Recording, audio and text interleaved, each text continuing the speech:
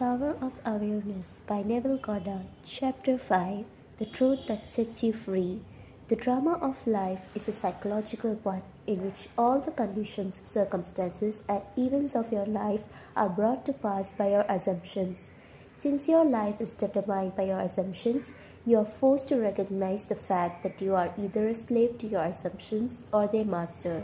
To become the master of your assumptions is the key to undreamed of freedom and happiness.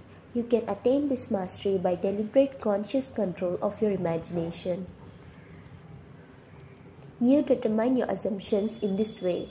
Form a mental image, a picture of the state desired, of the person you want to be.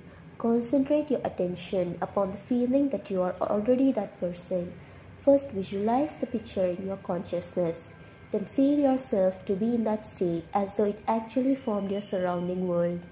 By your imagination, that which was a mere mental image is changed into a seemingly solid reality.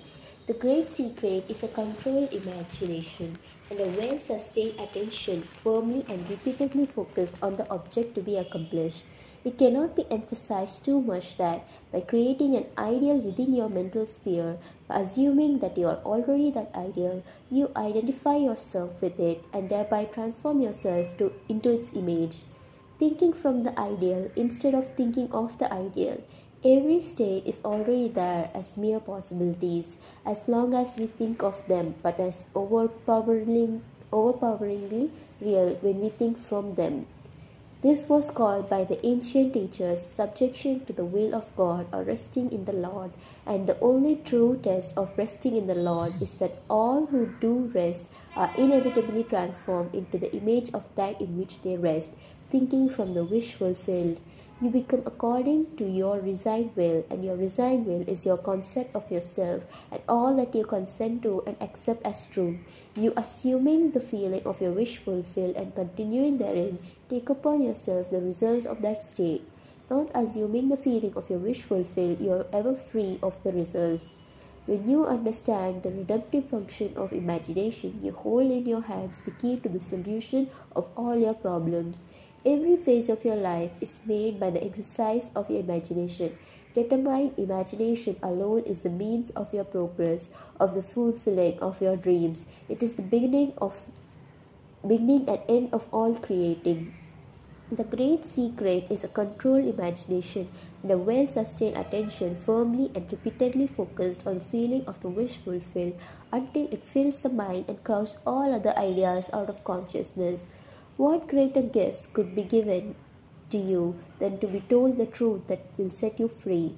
The truth that sets you free is that you can experience in imagination what you desire to experience in reality, and by maintaining this experience in imagination, your desire will become an actuality.